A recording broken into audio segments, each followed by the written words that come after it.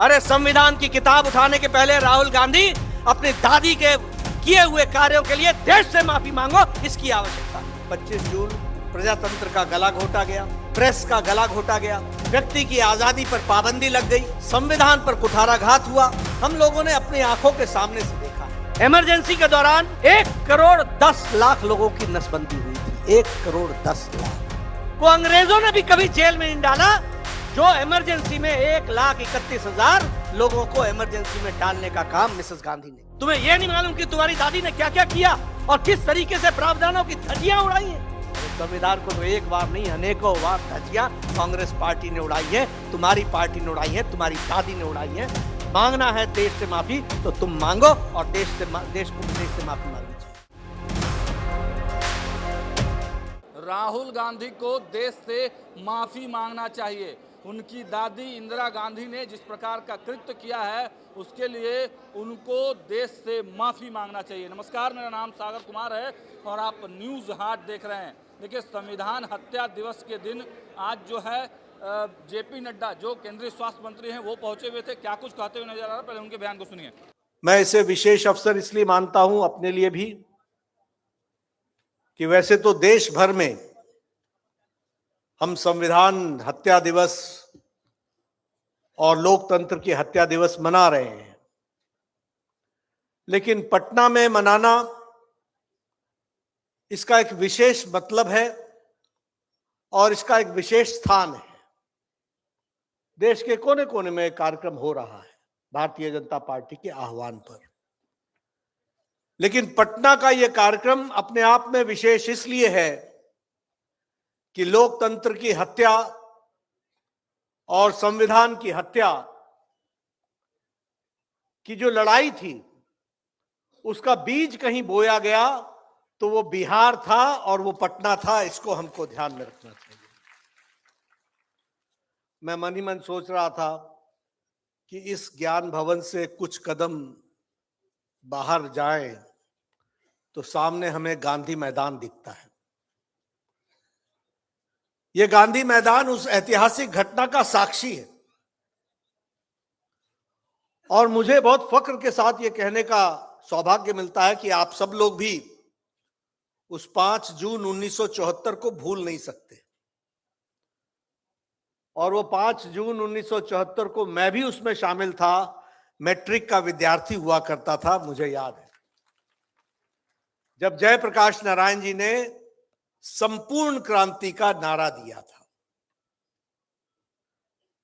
और हम सब लोग यहां जितने बैठे हैं लोग, सब लोग यहां से उस समय की गफूर सरकार को बर्खास्त करने के लिए गवर्नर आरडी भंडारे को एक ज्ञापन देने के लिए गए थे।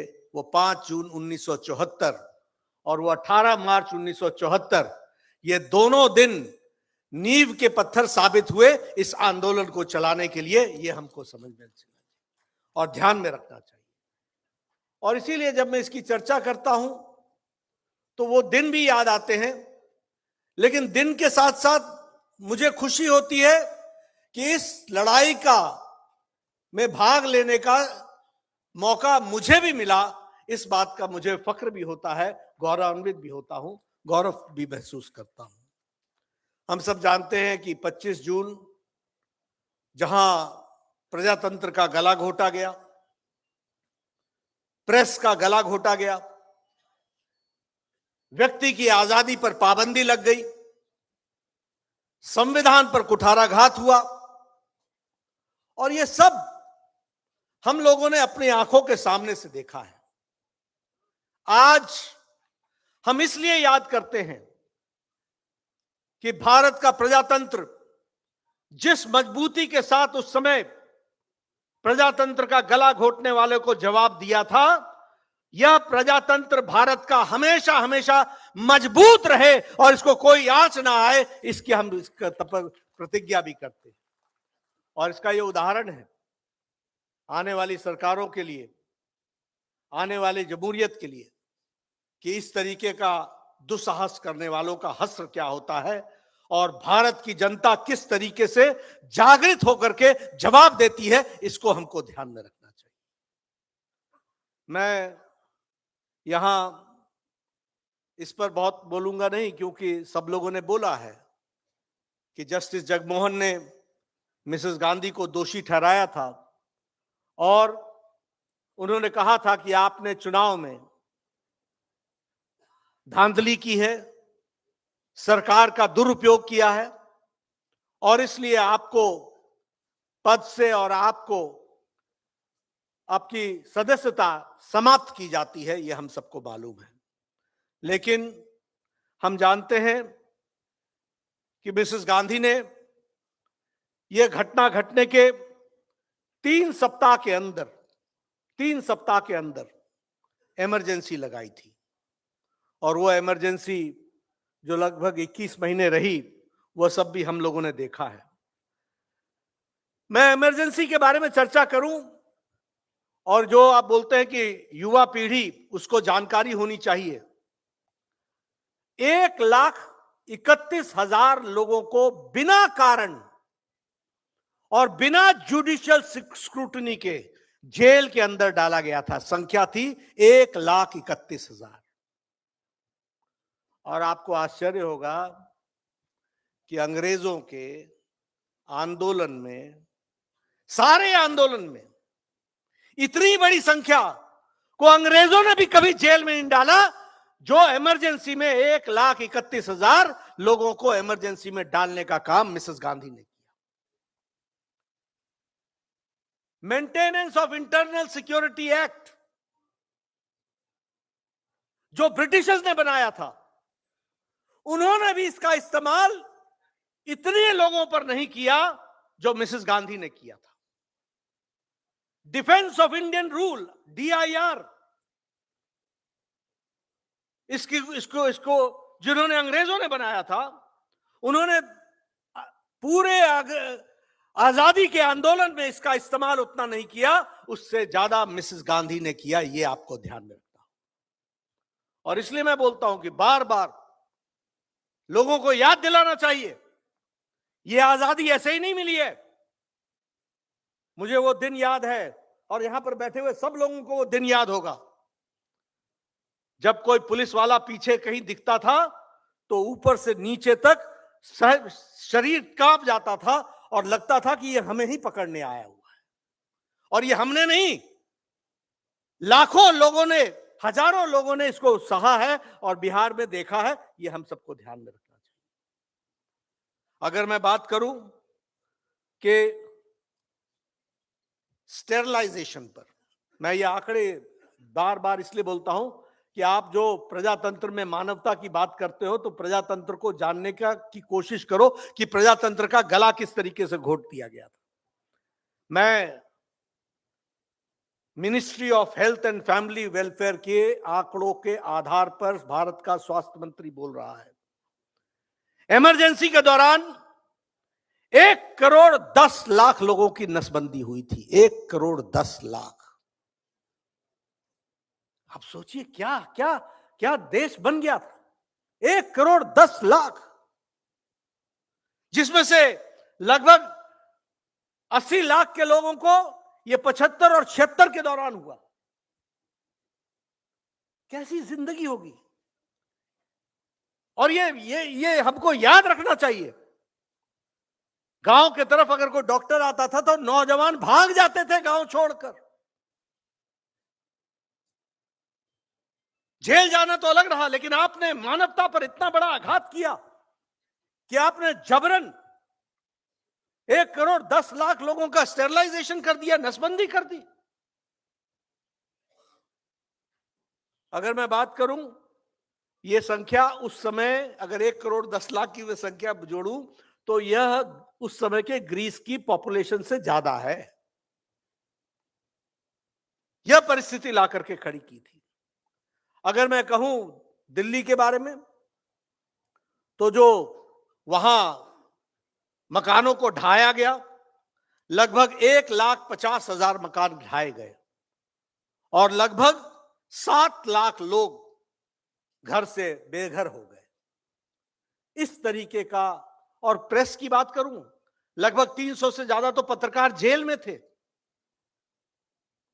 अखबारें छपती थी, उसमें कुछ नहीं होता था, ब्लैंक होती थी अखबारें, सेंसरशिप लगा हुआ था, मुंह पर ताला लगा हुआ था।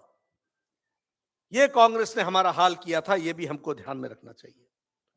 और मित्रों, मैं आज जब हम इस बात को याद कर रहे हैं तो यह भी याद रखना कि कांग्रेस पार्टी के लिए और ये तमाम विपक्षी दल जो आज इंडी गठबंधन के रूप में बैठे हैं, इनके लिए प्रजातंत्र एक तरीके से धोखा देने वाला काम है, और इनकी जो पूरी की पूरी सोच है वह प्रजातंत्र विरोधी है। इसको भी हमको ध्यान में रखना चाहिए। और ये मैं ऐसे ही नहीं कह रहा हूं। अगर मैं जवाहरलाल नेहरू की बात करूं तो 8 बार से ज्यादा उन्होंने राष्ट्रपति शासन लगाया प्रदेशों में।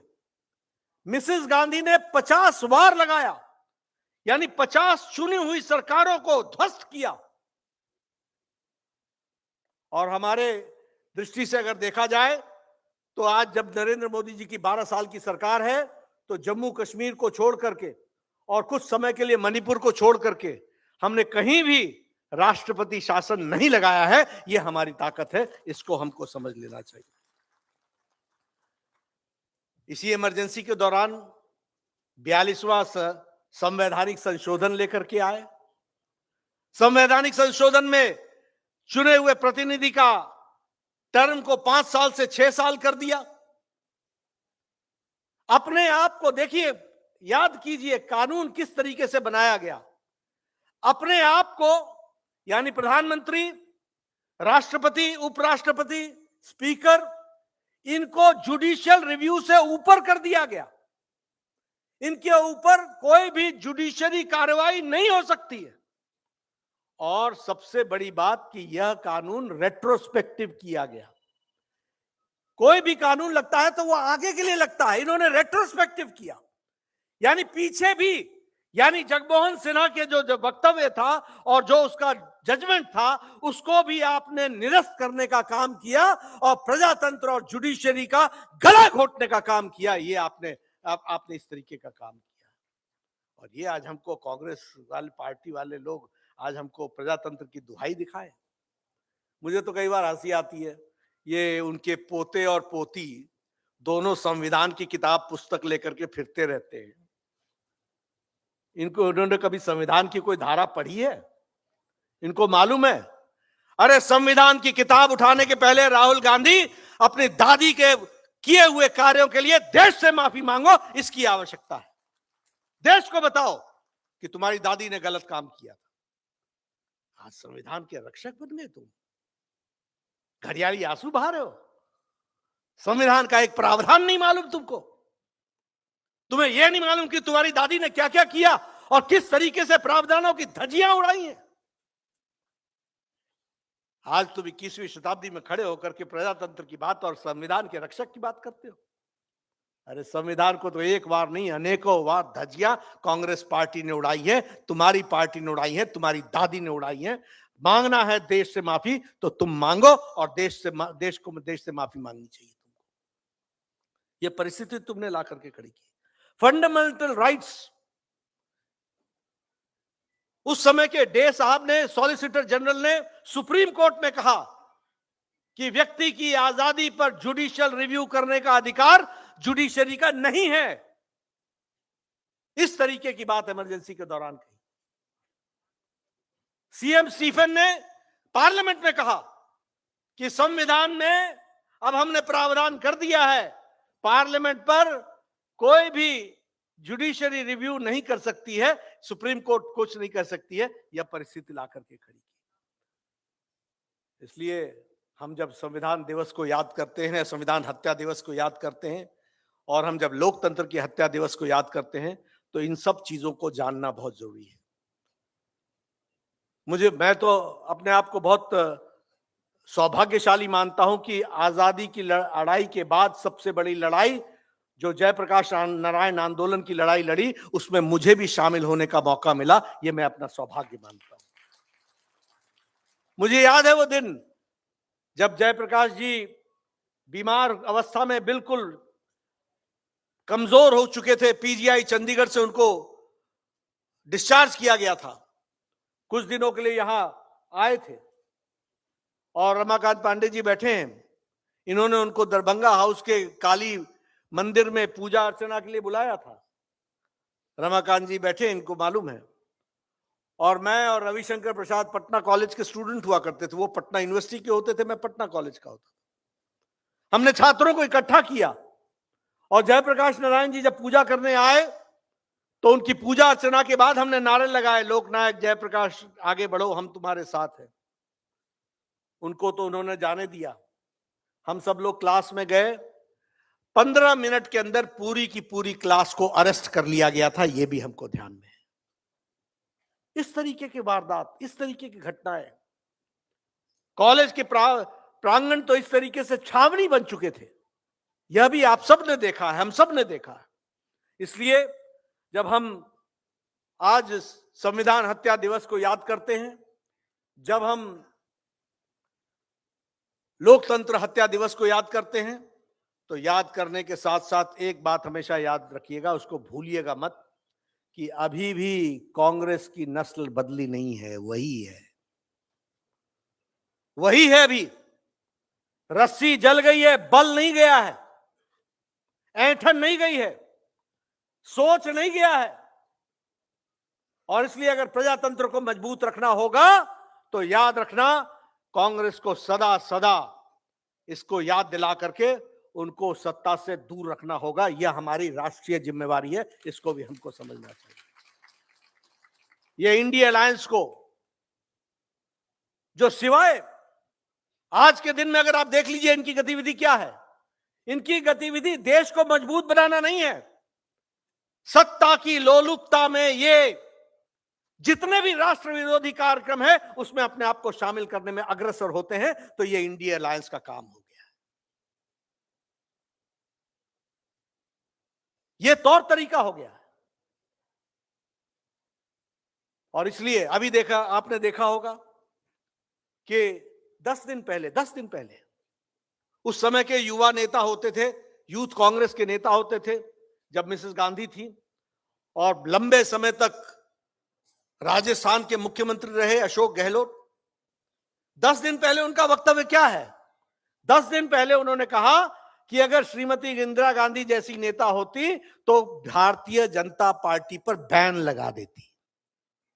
अभी भी देखो आपकी इनकी सोच नहीं बदली है। ये तो मोदी जी है और ये तो आप है जनता, जिन्होंने मोदी जी को बैठाया है और देश तरक्की के साथ आज विकसित भारत की ओर बढ़ रहा है। यह परिस्थिति आकर के खड़ी हुई। नहीं तो इनका अगर बस चले तो यह देश को जिस पाताल में ले गए थे 2014 से पहले, दोबारा वहां ले जाने में ये कभी हिचकेंगे नहीं। ये इसी तरीके का काम करने का काम इन्होंने पकड़ रखा है। उसी तरीके से अगर हम देखें तो इमरजेंसी की बात याद करें, आरएसएस पर प्रतिबंध लगा दिया।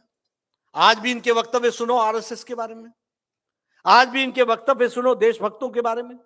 हमेशा देशभक्ति के खिलाफ इनका हमेशा स्टैंड रहता है, यह हम सबके ध्यान में है।